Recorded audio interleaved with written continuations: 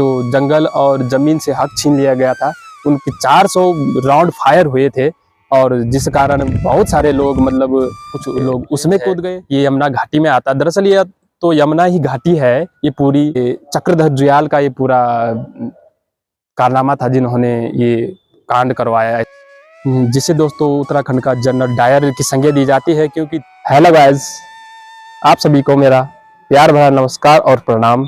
मैं विकास राणा देवभूमि के उत्तरकाशी डिस्ट्रिक्ट से इस रवाई वैली में आप सभी का स्वागत करता हूं। तो चल मेरी लाटी रवाई घाटी। तो दोस्तों यही वो रवाई वैली है जो मैं आपको यहाँ से ये दृश्य दिखाता हूं। तो ये हमारी रवाई वैली है। मैं थोड़ा आपको इस रवाई वैली के बारे में बताऊंगा कि यह रवाई वैली कहाँ है। उत्तरकाशी में आप सभी को मैं बताता हूँ, तो ये आपको तो पता ही होगा। तो ये जो रवाई रेंज है ये उत्तरकाशी में पड़ता है। और तो दोस्तों मैं आपको एक जानकारी भी दे दूं कि ये हमारा रवाई रेंज है ये यमुना घाटी में आता है। दरअसल ये तो यमुना ही घाटी है। ये पूरी जो यमुनोत्री से लेकर के जो आपको मैं दिखाता हूँ पीछे अपने ब्लॉग में, बंदरपूछ हिमालय, वहाँ से जो सतोपंथ से जो यमुना नदी निकलती है और ये बहती है, तो हमारे ये रवाई रेंज से होकर के आती है, बड़कोट से होकर के। जिस जगह हम अभी हैं, हम बड़कोट पे हैं, तो इससे होकर के जाती है। और यहाँ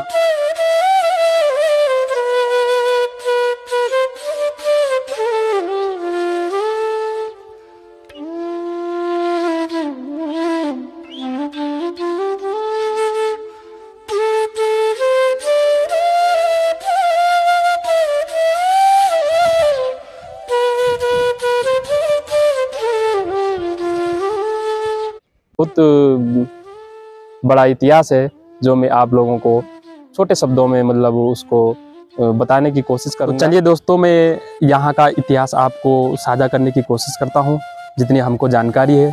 तो जो हमें देखने को मिलता है या मतलब इसके बारे में मिलता है यहाँ का इतिहास, तो 1824 से ये पहले जो हमारा रवाई रेंज है, रवाई परगना था, ये अपने में स्वतंत्र था। तो 1824 में जब श्रीनगर में अंग्रेज आए, तो उसके बाद से लेकर और ये परगना जो रवाई रेंज है हमारा, वो टिहरी रियासत में शामिल हो गया था 1824 में।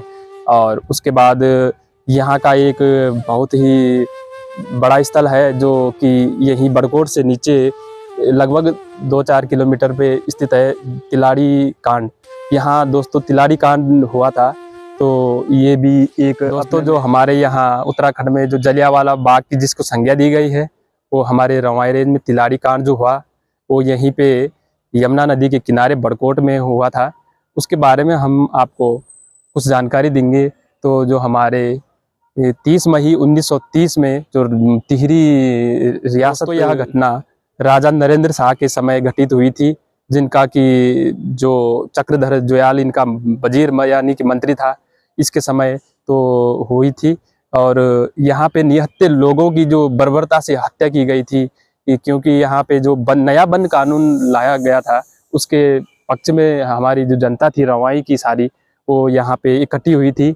निहत्थे लोग थे जिन पे ना अपना पास न लाठी छत्र यानी कि जो कहा जाता है हमारे सुनने में कि उन पे कुछ हथियार भी नहीं थे, और वो निहत्थे लोग थे और उन पे बर्बरता से उन पे अंधाधुंध गोलियां चलाई। तो इसका जो कारण था वो राजा ने नई नियमावली लागू की थी जंगल कानून की।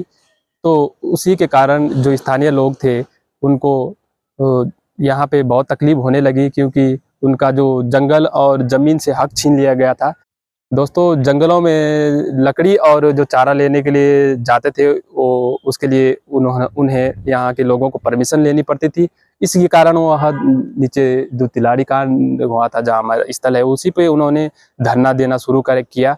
और जो यहाँ का राजा था नरेंद्र शाह, उसके जो चक्रधर जुयाल थे उनके मुख्य अधिकारी, वो उनके कमांड में यहाँ मतलब वो उन्होंने यहाँ कमांड किया। और जब यह घटना हुई तो वह निहत्थे लोग बैठे हुए थे, अपना जो अधिकार लेने के लिए बैठे हुए थे। तब ये चक्रधर जुयाल ने उन पर अंधाधुंध गोलियां चला करके, कम से कम यहाँ सुना जाता है, किताबों में हमने पढ़ा है कि 400 राउंड फायर हुए थे और जिस कारण बहुत सारे लोग मतलब सैकड़ों लोग मर गए थे। और बगल में यमुना नदी बहती है, कुछ लोग उसमें कूद गए, कुछ लोग अपने हड़बड़ी से मर गए, और कुछ पेड़ों पे चढ़ के नीचे से उन्होंने सैनिकों ने गोलियां मारी। और सुना जाता है बगल में गांव सुनारडी पड़ता है, उस तक वहां तक जो अभी मतलब वहां बड़े बड़े चौखट यानी कि जो बड़े बड़े भवन बन रखे हैं, उन पे अभी भी वहां पे गोलियों के निशान देखने को मिलते हैं।